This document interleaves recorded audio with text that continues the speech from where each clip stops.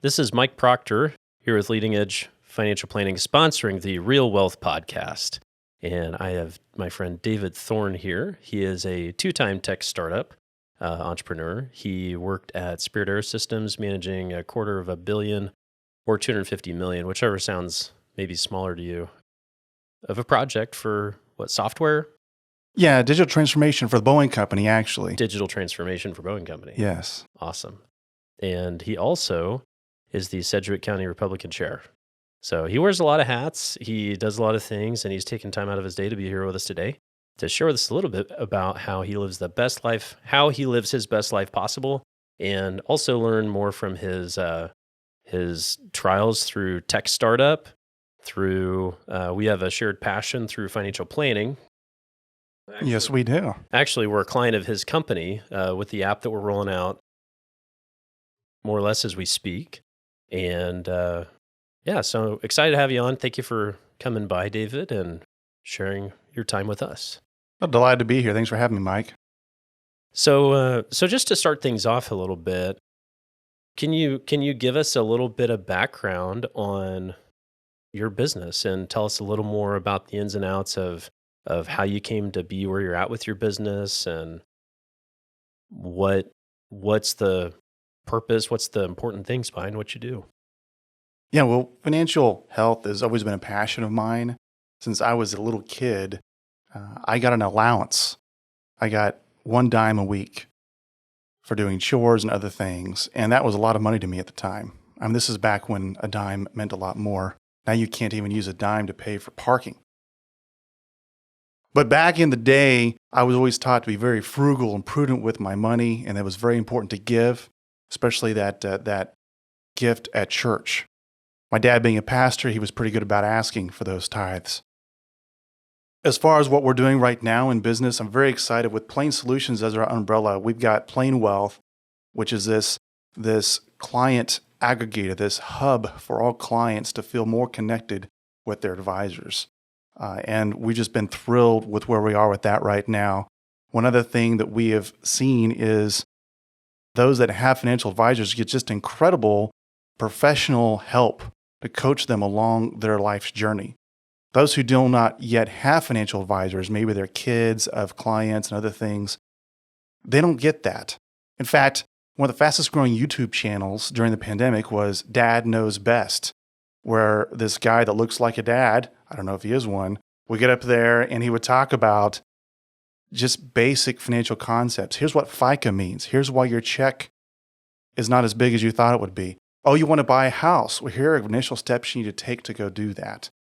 So we also built out this platform. We call it Thumbscore right now, but it's really based off of helping those young people, those younger generations, really take those first few steps and then find the right time to hand them off to a financial professional like those here at Leading Edge. Yeah, well, that's cool. I haven't heard of that website. That sounds really interesting. Dad Knows Best. Dad Knows Best. But you know what? There's this old TV show called Father Knows Best. Father Knows Best. And turns out he didn't. So there you go. We're all learning. We're all on a journey. So we got here. We sat in a driveway literally 2 years ago when the pandemic started as a team. We looked at each other. We said, what do we really want to do? What are we good at? What do we know?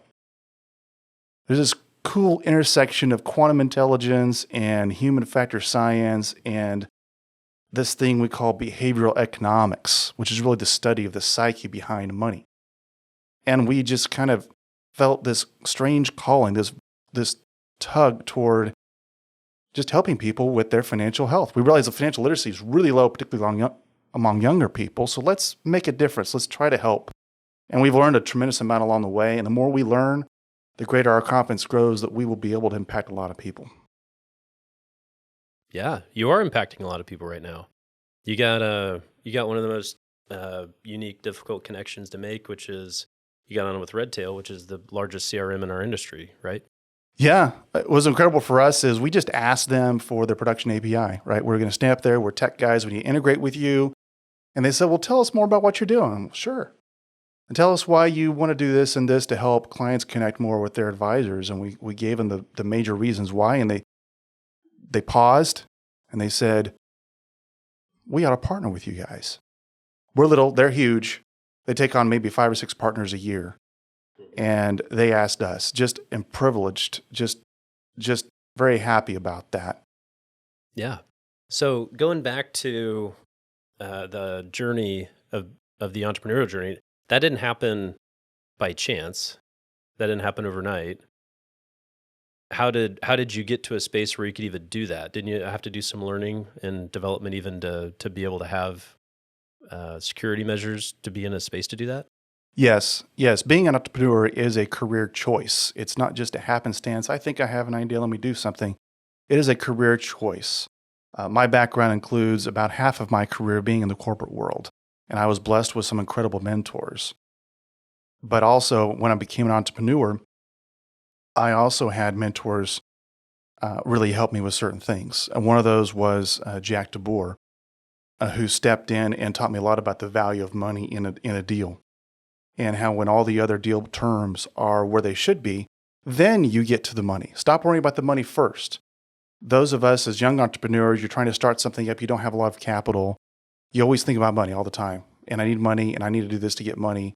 But the temperament and the mindset of those that have the resources is completely the opposite. And that is one thing we've learned, is just dealing with money in general. Some things are very counterintuitive. What is it? Economist Morgan Housel says, the most important driver for behavior with money are the stories people tell themselves. And so our story really starts with our own personal story, some of my partners, in dealing with their children, trying to help them understand basic concepts of finance. But the lessons we learned, we had a tech startup before, and when the pandemic hit, a lot of our customers were talking about how the stock market was going down, their fees were going down, their CapEx had disappeared. Let's all take a pause on what we're doing. And that's really what got us in that driveway for that discussion we had. That's the foundation for what we're doing now.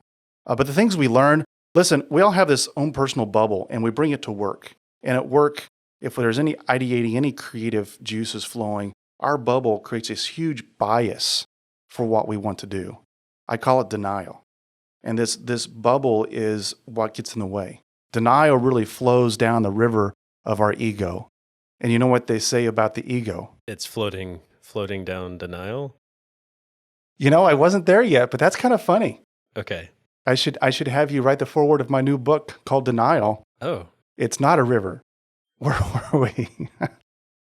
But this denial gets in the way a lot in startups and in tech. We're here to solve a problem. We want to be the best problem solvers, and that's how you bring innovation. And true innovation really disrupts the value proposition. It doesn't just do a little thing. Here, I'm going to change the color on your outfit. You'll look a little different. No, innovation disrupts the value proposition. So if you're going to do something big, impact a lot of people, you have to disrupt the value proposition of what they're used to in a way that seems more natural and organic. Well, our first startup, we didn't do that. We kind of kept to the idea before we got to the market. We thought we knew what the market was, but we really did not know what the market wanted. When we got to the market, we had a decent fit. There were some really good things, a really good value add, but it was much more specific to who in the market we were dealing with and less to the technology innovation we'd actually built. And that is not true innovation. We had to learn that the hard way, because a truly innovative product would have survived the pandemic. It would have brought significant value, would have had more buy-in. Yeah, timing matters. So we brought to the table the fact that we had to not just leave our egos at the door. It's a fun saying. But when you make sure you don't have any layers of your bubble when you walk in the door, and that the entire team, they also have removed all layers of their bubble. There's no more denial. There's no more ego. You're just there to just only solve the biggest problems. And the biggest step towards solving this problem is really understanding the problem statement. Okay. Talk more about how you got your bubbles burst or got out of your bubble. Our bubbles got burst because of just hardships that were caused by less than the best decisions. We were making excuses for things. We were looking at our performance. We were talking about little small wins. Here's something good. Hold on to that. Small wins don't mean anything if you can't follow them up with bigger wins. In the case of a small business, and you know this too, you've got your own business, when you set out with a mission and then you accept just a byproduct of that mission as an accomplishment, you are steering your entire team away from your original vision and you will not succeed. And this is where I talk about denial a little bit. People that make excuses for poor performance or make excuses for other people's poor performance, they're just one step away. And all this does is drive soft choices. So we didn't make major bad choices, but we made some soft choices. We built too much before getting market input, real market input. Anybody can look at something you build and say, yeah, that's great. Oh yeah, I'd use that. No, it's the people that will pay for it, the people that will get the actual value proposition you're changing in an innovation. That is where you have to go. People who just make excuses, they are happy to take credit when there's credit, but they're just going to leave besides that. In personal life, sometimes we call them people that have the victim mentality. And so what happens when you start going down the wrong trail with these excuses is you end up in a position of blame. You're blaming someone or yourself. You're bringing shame on yourself. And all those do is feed dysfunction. They don't get you where you're trying to go. So I do look at denial as the greatest obstacle to good, effective leadership. It creates the perfect environment for those soft choices that leads to more soft choices, confused vision, and unlocks the door to poor people dynamics. So we hit several walls. We started listening a little bit and a little bit. And then finally, we had some very tough decisions with some of our board members, very tough conversations. But we did the one thing we should have done on day one. We were very vulnerable. And I can tell you, it's tough for me to be vulnerable. I don't like it. I don't like the way it feels. I don't feel better afterwards. I don't know about you. It's not fun. Yeah. I'm being vulnerable right now. Just keep that in mind. No, I know what you mean, because we were doing, we started going through our value growth advising filters on our SWOT analysis. And we were probably 2 or 3 years in, and we're all looking at weaknesses. And I'm like, guys, what are our weaknesses? What are our weaknesses? And nobody was saying it. It was a big elephant in the room. Capital. We were cash flowing our growth, and that was one of our big, we cash flow more today, a lot more today, but it's like, you got to be willing to call out the elephant in the room, no matter how vulnerable you feel saying it. You got to be real with yourself in business. You do. You have to face the harsh realities first. And we make it a habit. They no longer seem harsh. I used to say in the corporate world, I want the bad news first. But that was because I like to solve problems. It's different when that capital element's in there and you're looking at your resources and they're all stakeholders at one level or another into what you're trying to accomplish. And them buying into that, that's just the first step. They have to help solve the problem that we have to be the most vulnerable about as leaders, right? And that is capital oftentimes. Are we all rowing the boat the same direction? Or am I rowing the boat and trying to cover for you because you don't like rowing it this direction? You're just going to kind of do your thing, which brings some value. But at the end of the day, it's not a direct driver for company success. Right. Tell me more about, you mentioned with board members being vulnerable and also mentors. How have you had guidance impact you in your journey as being an entrepreneur and growing more into the David Thorne that you are today? Mentors have been a key part of my life. I was a low-level finance software programmer and database administrator at the Boeing company when the Wichita Chamber decided to start the Young Professionals of Wichita Association. Young professionals? Young professionals. This is back when I qualified as a young professional. Whoa. It's not been that long. Okay, it's been at least 2 years. That started, and Boeing was going to take and be an initial sponsor for that. And I heard some of the young people at Boeing saying, hey, I'd like to be a part of that. That'd be cool. And I hear Boeing's going to have to designate somebody to be the lead to help with the chamber and with Boeing. And I thought, that's very interesting to me. So while they were talking to each other about it, I walked into the general manager's office of the Boeing Corporation. We still had 15, 17,000 people here in Wichita at that time working for Boeing. And I just walked into his office and said, I think I should be your guy. And he said, okay. The first event we held at Boeing with the young professionals, I had him speak, Derek McCluskey. And he came up and he spoke, and we had probably all the young people of Boeing Corporation at the time there, all like 50.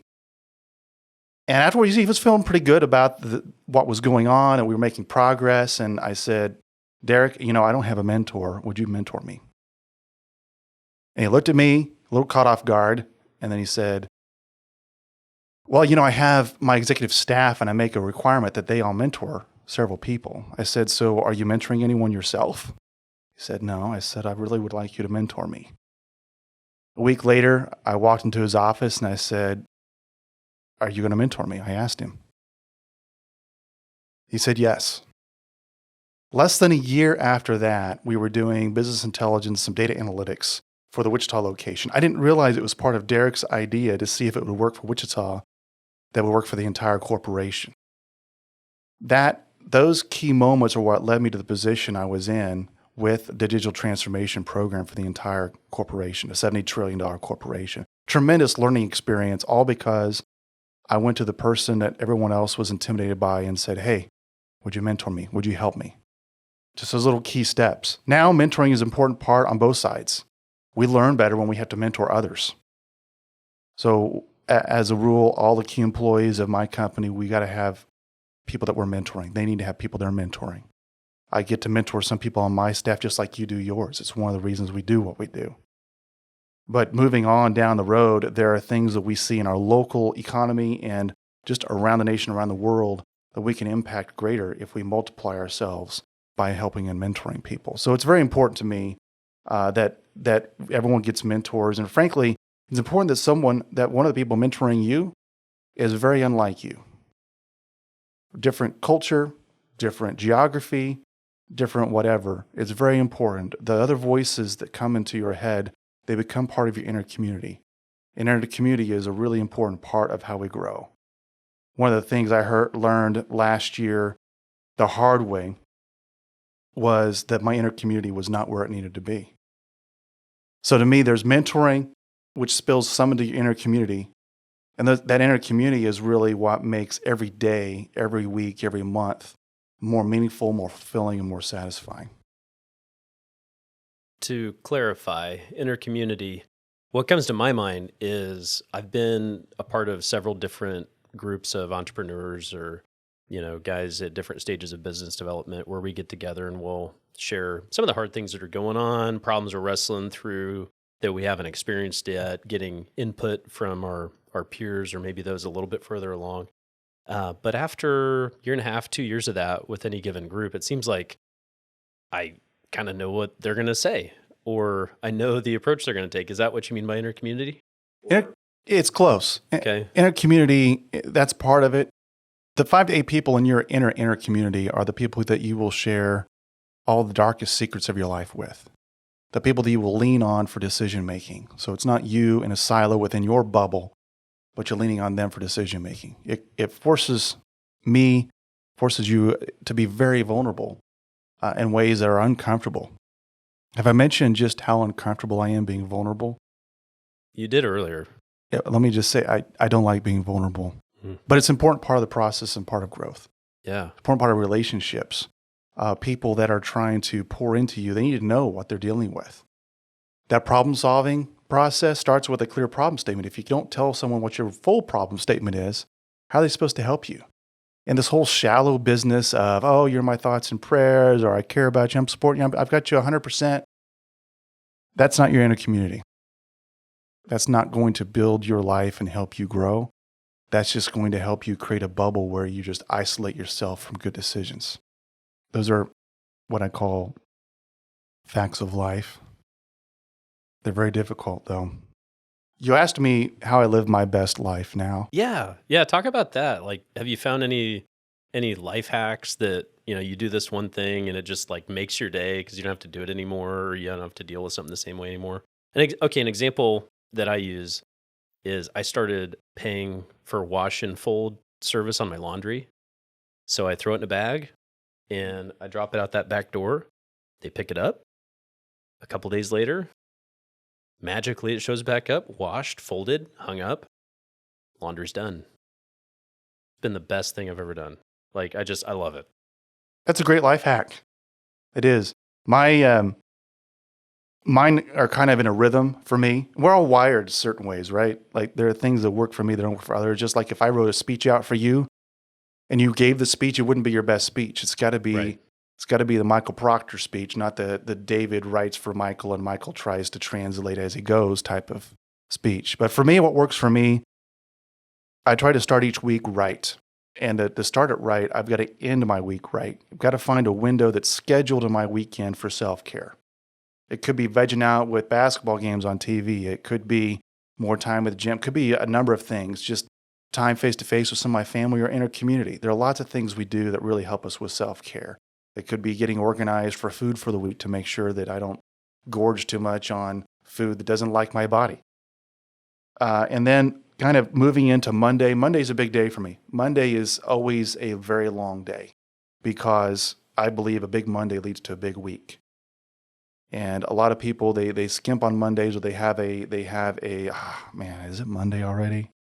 Yes, it's Monday. Let's kill it. Let's get it going. And so for Monday, to get Monday right, to drive the week right, Monday is a day of accountability for me. I hold myself responsible for what accomplishments did we finish last week? What needs to get done this week? Do I have my list? Do I have my action items? Does my team have them? I need to check in with every one of my team to make sure they're ready to go. Make sure we have a big week. We have some stretch goals for the week. Let's talk about how we can accomplish those stretch goals. Moving into what are the key objectives we're doing with our big projects? Where are they at? All those details for a week don't matter as much if they don't align with our strategic objectives. Are we driving toward our mission? That's what really helps my week. If I have a big, long, huge Monday, I will tell you, like the rest of the week feels really good. Doesn't matter if they're long or not, it just feels good. Tuesday, Wednesday, Thursday roll around, and we're still pushing hard. It's good. The little things I do. You mentioned your laundry. Water. My body loves water. I used to not like drinking water at all. And we all make our personal decisions. I'm drinking caffeine right now to dehydrate myself, but then I'll have more water. It's mostly water, though.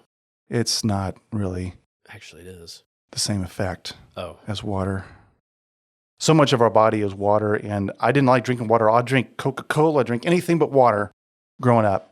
And then finally, about 4 years ago, I cut out all soda pop in my life. I was motivated by some people. I was like, I'm going to cut this out, and it's worked for me.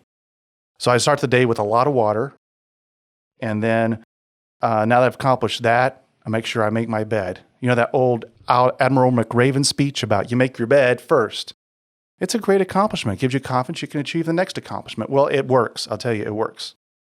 You don't make it, you feel like you've already started the day sloppy. true. What we said earlier, soft choices lead to more soft choices. Don't start the day with soft choices. Don't start it sloppy. Sloppy life, sloppy brain, doesn't work for work. And then one thing every day that's important to me is to find at least 2 ways to invest in people I don't know. It could be something on the social platforms of people you don't really know, but you're connected with somehow. It could be just something that's public, somebody you bump into walking down the street. Find a way to help somebody. And for me, it's 2 people that are basically strangers. It's really for me. It helps me keep my focus. My life focus has to be on others. Can't be in my bubble. And it helps remove those layers of the bubble. If you're looking for that, you'll always find the opportunities. Always.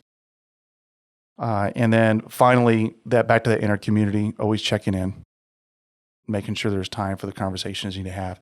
I don't always do that. Talk about where I'm, a broken record sometimes. I don't always get to the inner community the way I need to, and then I always pay for it.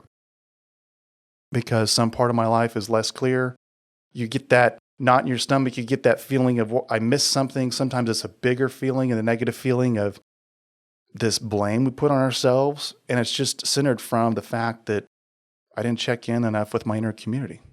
Yeah. And now I'm building all this stuff inside that I shouldn't be. Yeah, we've had some great talks over the last year, especially, and We have. yeah, it's so interesting when when I'm connecting with my inner community, and I feel like I'm holding something back. In reality, I'm holding them out.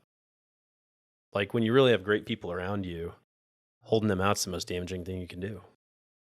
So it is interesting. The more open you can learn to be with good people you trust, that are wise and in that inner circle, the healthier of a person you become. Yeah. Another big part for every start of the day is the mindset, right? Our spiritual life drives where our mindset goes. If we don't have that locked in to the solid rock with a good foundation, a lot of the other things do rock our world a little bit more. So for me, having that time in the morning is important. You always other times of the day you can have that time. It's good to have that time throughout the day, but just some meditation, sometimes some worship, just getting that right mindset. What I do know is this: all these things that work for me, they help me with one thing, and that is that every day when I wake up, I know it's going to be an adventure. I know that adventure is going to be fun and very rough at times. I know that because of the humanity I get to touch, there will be problems coming my way I have no business trying to solve. And the wisdom to be there in the moment, the patience to process and work with people, that only comes from starting the day out right. Yeah, let's pivot to maybe business lessons you've learned. Yeah. Yeah. Well, some of the things I learn as I grow the business, go back to that bubble, that denial bubble of getting in the way. But I'll give it for instance. Things that we're not good at, sometimes we're willing to go and say, okay, look, I am not a graphics designer. So show me some stuff and I'll let you know if it's interesting to me, and then you go perfect it, right? But the stuff we think we are good at, that's where we get in our own way sometimes. Because there are always people that are better. There are people that are experts. They've spent decades, they've spent their lives doing one thing really well. It's good to lean on. It's good to know you can actually access that network, that wisdom, that experience, instead of just shutting the door saying, well, I just don't think we kind of fit culturally, or we don't really fit with where we're at, where you're at, it's just different space. No, frankly, there's tremendous things we can learn if we open ourselves up to learn. So that's one thing for me as a leader to do that. It's another thing for my entire team to be willing to do that. If you look at your team members as having tremendous ability to learn and improve at their roles and grow, it just changes the framework within which you structure your business and your teamwork. You want them to get access to the network they can get access to learn all these things. So lessons, be that kind of a leader that will learn and help all of your team members be able to learn. Make sure whatever resources you have, you share information, you share the tough, harsh things tied to what the company is doing or not doing well, yes. But also the problems arising from their own weaknesses too. Many people can grow past some of those weaknesses. If they know they've got support right in their workspace to help them grow past and learn those, great. If they know that it's a 360 thing and that I as well can learn and grow past things in my workspace, then that changes how we view our roles. And I think that's a good thing. I think confident leaders are happy to embrace that. It's those leaders who are not confident that eschew that. They run away from it. They must be the overtly overbearing, smothering type of leaders we see all around us sometimes. And by the way, I've been that too. Doesn't work. It's no fun. You look back with regret. You don't want to do that. Yeah, it's a huge weight to put on your relationships for people you depend on. It is. And stuff will happen. You have a team meeting where things are going well. You just breathe it in. This is great. This feels good. Stuff happens. People have life changes. They have to leave. People have life stress they can't really deal with. As much as you pour into them, they're not ready to deal with it and be a part of the team still. Stuff happens. Customers, clients become unhappy. And so preparing the team during the good days to be able to lean into those challenges as a team is the best thing we can do as leaders. So tell me about how you guys learn together. How does your team grow together and take in all these resources that you're able to share with them? That's a really tough question. Good question. We all have different learning that we do. And so part of it is the debrief time, the discussion time, and making sure that I do not interject, making sure that I don't step into that space. I just start it up and let them all talk and let their different learning styles and personalities and ways of expressing themselves float to the surface. When that percolates, the rest of their learning really does, because we learn multiple ways. It's not just kinetic, auditory, visual. There's a lot of things we do that help us learn. And some of our team right now are going through some learning moments. So the best I can do sometimes is be a coach, point out that there's a learning moment, embrace it. But to get that feedback and circle back. So many times we start something good and we drop the ball because we don't circle back. Bookend those moments and you'll get a lot of traction moving forward. Don't bookend them. They don't know where they're at. And then what happens? Get back into that cycle of denial, build up those walls of the bubble again. But it's a tough question, right? How do we help people learn, and how do we know they're learning? Right. And when they don't learn as fast as we want them to, what do you do? I mean, I guess I go to grace, because if you don't respond in grace, they don't feel like it's okay to just move forward, or like they don't know. They're like, well, if I do this, am I going to get that? If I do this, am I going to get that? And there's a fear component. But yeah, I mean, we make mistakes as an organization or individually on, we should have done something a little sooner, or we should have done something a little different. But without the opportunity for people to feel safe in bringing it up to deal with the problem, it's harder to find the problems to even deal with. Yeah, constructive conflict is important. Just like as leaders, we have to learn not to step in the middle sometimes. We have to say that, hey, you two, I can tell you've got a conflict. I want you to go, and here's some potential guidelines to follow, but I want you to go and resolve it. We solve too many things for the people on our team sometimes. And some of us that are problem solvers, we want to solve everything. Can't. We have to give them the space so they can develop and learn and grow, or they won't. And then later on, we wonder, why didn't they grow? We went through this and this and this. Well, because we smothered their learning experience. So tell me, how are you learning? What are you reading right now? What's top of mind? I'm reading The Psychology of Money right now by Morgan Housel. That's a good one. It's a good one. I'm reading a lot of articles, watching a lot of videos on various things. It's a little eclectic.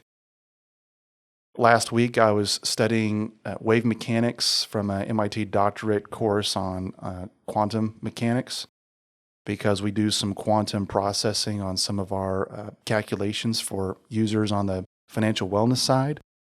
But frankly, the way people work and customizing an experience that is the best for them based on what they tell us, that is our key. That is how we work with people.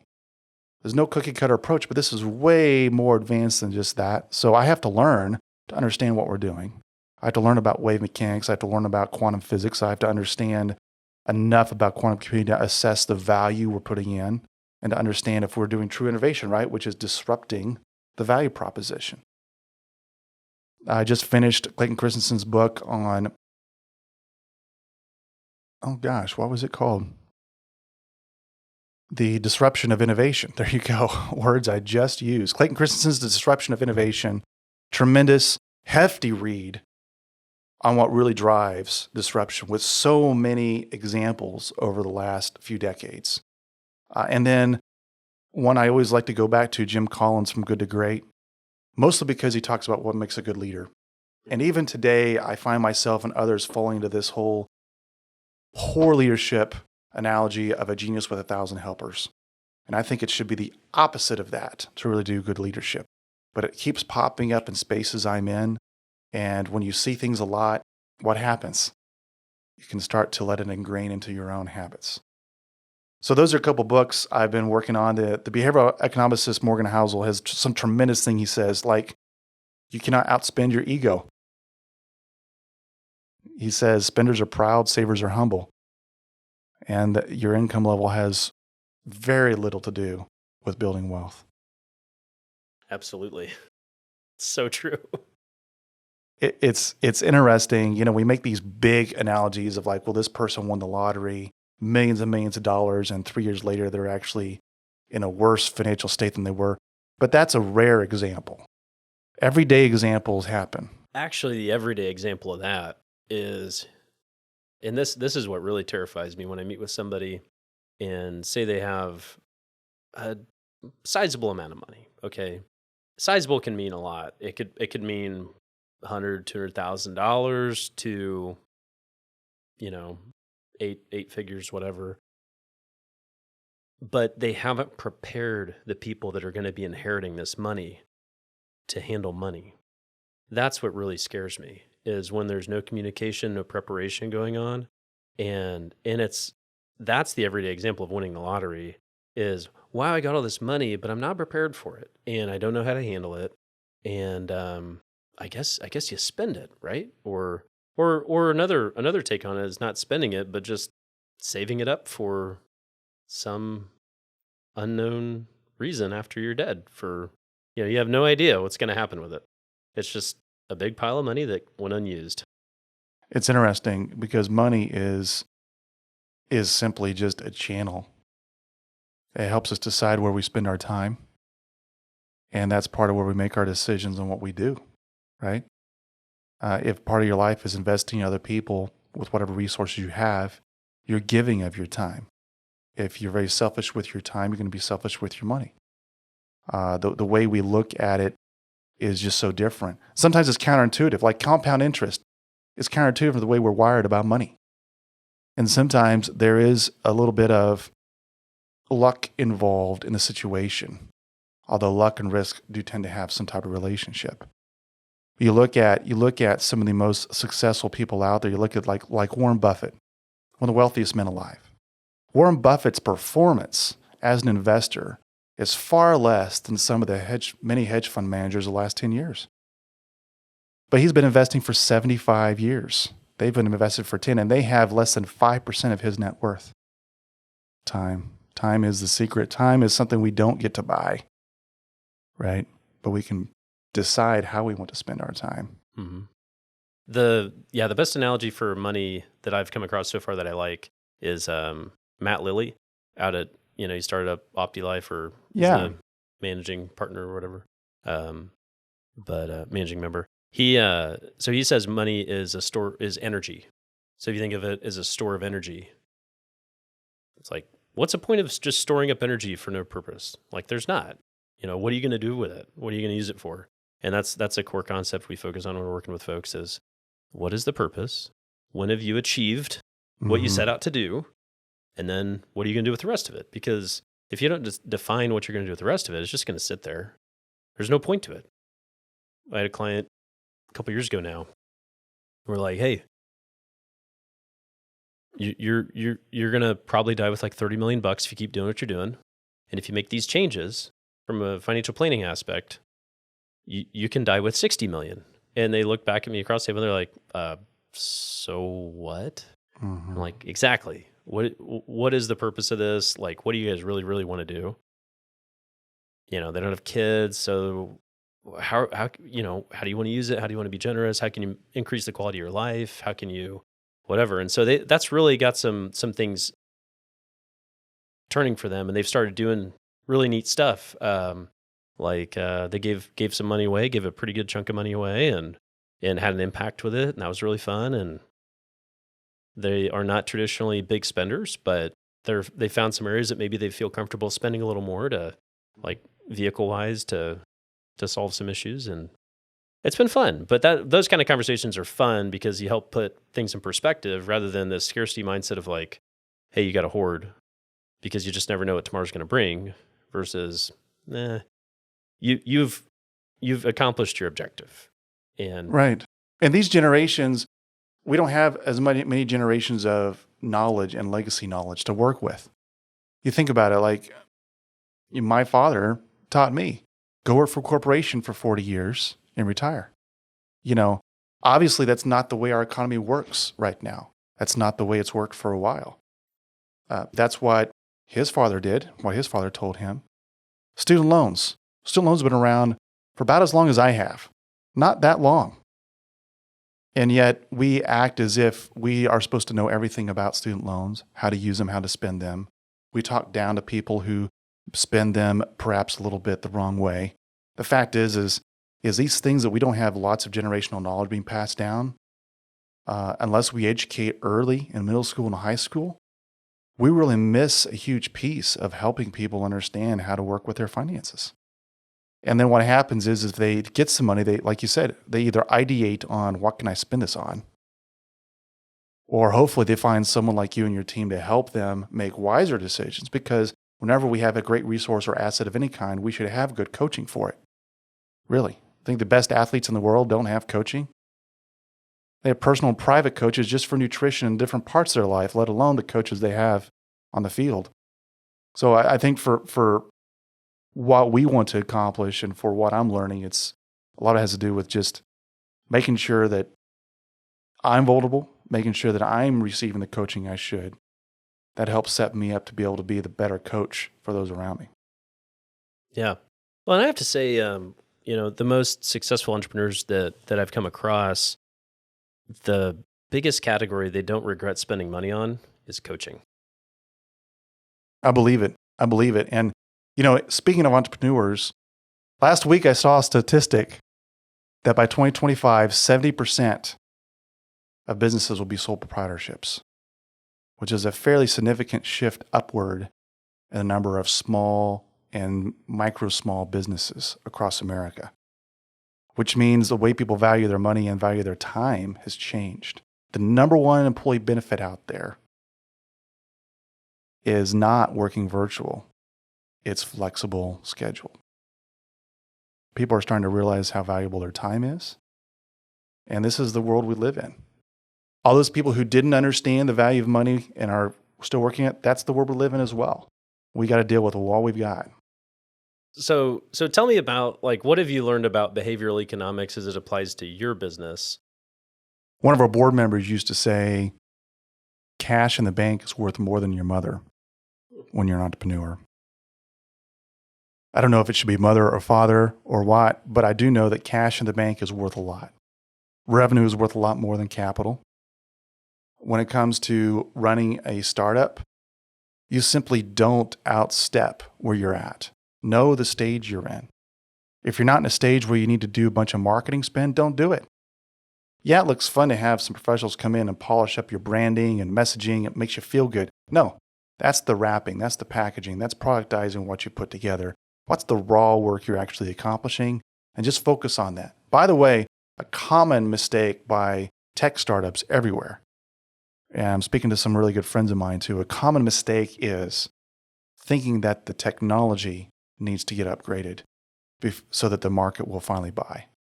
That's like saying if I set up the Field of Dreams, people will come. Nope, that only happens in a movie.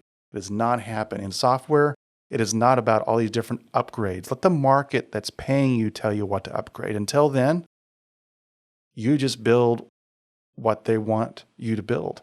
So we set a rule after Legacy Book in our business. We don't build anything until someone wants to step forward and tell us what they want them to build. We're not going to go and spend a dime on dev work for some ideation that our team has. That's just stepping inside the wrong bubble. We want people to drive what we're building. And by the way, the main reasons why Redtail made us a partner for their global company, the same reasons are the reasons that came out of requirements meeting with a customer who was paying us to build what we were building. That's key. So don't go think you know what the market is. Get attached to the right part of the market, and don't lose yourself thinking that you should build something more. Problem is likely not your technology. If you're innovating a lot, building more means you're innovating more, but you're innovating off of not real, but kind of pseudo market feedback. No. Disrupt the value proposition from where it was at, not from a shadow space that you're thinking of.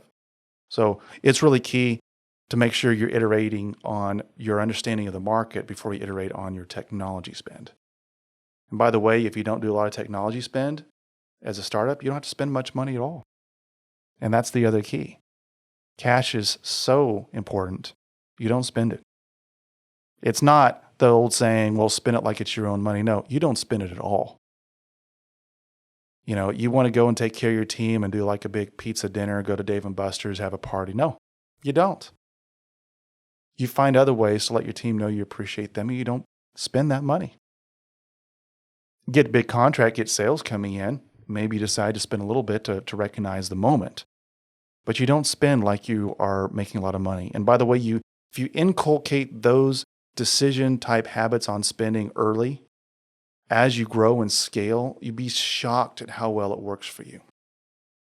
Because as you grow and scale, well, as we have in some projects, you have to start paying market value for every resource you have.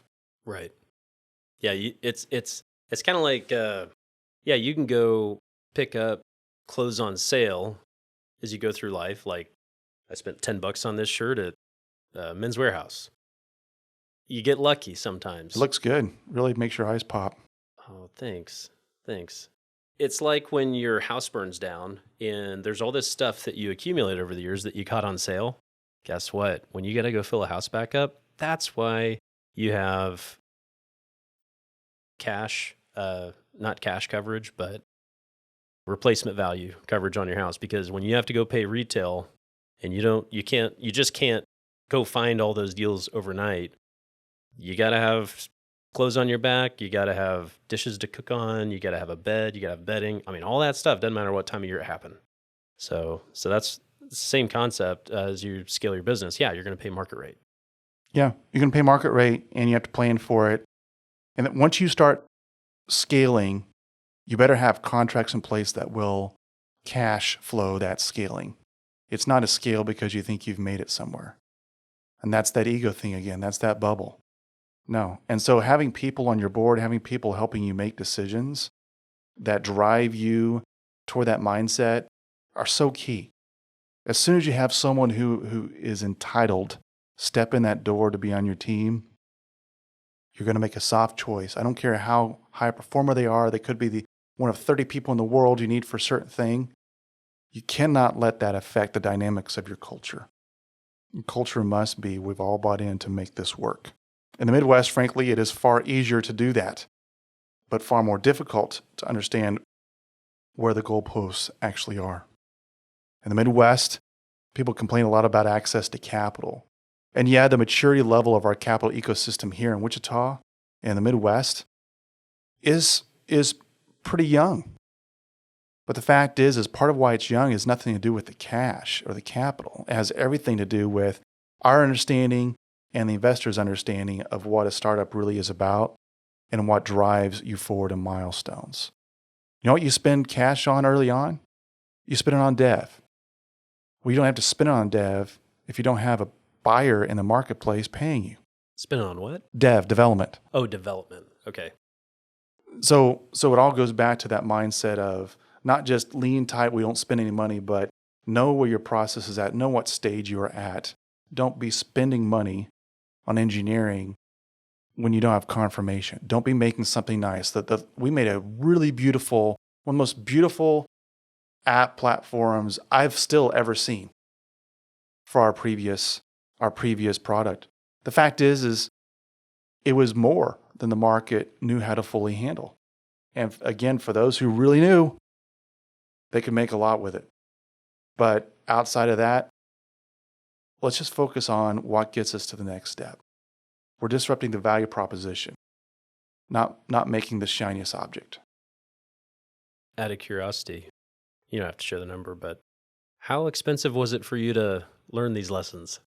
Thankfully, in Midwest dollars, not in dollars on the West Coast or East Coast. Good deal. Those would have been fairly deep into seven figures. Uh-huh. Ours was one decimal place over from that. So we're fortunate. Yeah. But you invest a lot, and much more than $1 is time. Mm-hmm. Yeah, and that speaks to the benefit of having wisdom on your board to give you guidance, so that you can save a decimal space on what it costs to figure things out. Yeah, and we don't have the same leeway here again because of our ecosystem. So we have to adapt to that and just do things better. You have to get quicker to users, quicker to the impact you want to make, and all the other things that you think, that I think, I step in the door saying, this is how we're going to do it. No, that's part of that bubble. That's part of the ego, the part of the denial. Get rid of that and just get to the point you need to get to, and get to them fast. We had a mentor 2 weeks ago, very successful in this space, taking some exits, and a very successful exit last year. And he looks at us and he says, David, he said, you get to users, all the other pieces fall into place. It's like for your business, you get to clients, a lot of other pieces fall into place. Don't create a lot of programs and layers of training on things that you don't have before you get to your first clients. No, let them start to drive where you want to go. And then you know who you are, your identity, your brand, and then you can start to buy product or branch out, add on as you move. For us, it's the same thing. Iterating is fun when the market pays for it. It's so funny when I talk with Miguel Johns about all the iterations he's gone through of like all the A/B testing and everything. It's just so interesting to see, like, you really don't know what people want until they use it, or they click on it, or they pay attention to it. But it's easy to assume what they want, but we're looking out of our own perspective and our own world, and that's just us. There's a lot of people out there that get to decide, and hopefully you're finding the right ones that want it, need it, can help you shape it. And that's part of the key, right? It's not just getting to the people, but knowing that the first people touching the product or platform are representative of a scalable audience. There are a lot of successful technology companies, startup companies, small companies that were successful initially and then couldn't reach past a certain ceiling. And almost always is because they gave too much credit to their initial audience. Sometimes your initial audience likes what you're doing, pays for what you're doing, but they're really a full pivot from where you think you're going. So we have to just remove all those filters, right? I call it the layers of the bubble and denial and all that, but really it is make sure you're seeing very clearly what you're looking at. How do you get feedback on what people want, and how do you listen to your clients? Well, first we ask them. We found it's really helpful to get feedback by asking. How do you make it safe for a client to tell you very plainly what they're thinking about you, so they'll actually share what's on their mind? I hope we sponsored you enough for that name drop. Thank you. Yeah, for our clients to plainly give us feedback, we have to have those discussions. But we come prepared with some things. We can ahead of time be like, hey, we'd like to talk about this, this, and this. Oftentimes it's a lot more of the rhythm of communication and the style, but first the rhythm. If you're not communicating very often, I guarantee you're not going to get open, honest feedback. If you're communicating consistently, you're likely to get good feedback. If you're open about it and not defensive, the first thing most people do in this bubble is they get defensive. If this button was green instead of blue, it would have looked better. Or I wish the button was over here. Well, we put the button there for good reasons. It's going to stay there. No, that's not how to treat feedback. Feedback is where you stop talking. That trust has to be there. It doesn't just show up. You got to build it. And once you teach your clients that you value their feedback, you don't just want it because you got an axe to grind with somebody. You're not trying to check a box. You really, really value their feedback, because what you're thinking, the rest of the market is probably not far off of that, or is going to experience the same thing. So it helps. It's valuable. It literally builds value to the company. You hit the nail on the head.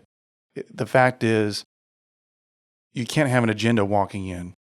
When you go for feedback, you just have to be open and receive it.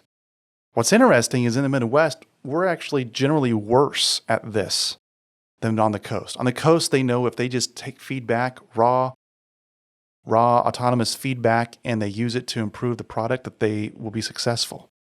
They'll get more capital or make more revenue, whatever it is. In Midwest, we draw these lines around our ideas because we're not pretentious, but we're so tenacious. We're maybe overtly tenacious about what we think is valuable.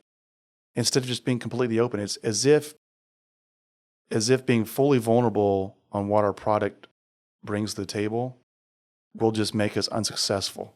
The fact is, it will make us more successful. And the most successful tech companies, innovators, or startups that I've seen from the Midwest are the ones who listen to feedback from all over the US, all over the globe, and are just completely open. Oh, you know what? We had a lot of people say we should make this change here. They need to be able to filter their data, or this report is just absolute trash. We got to change that around.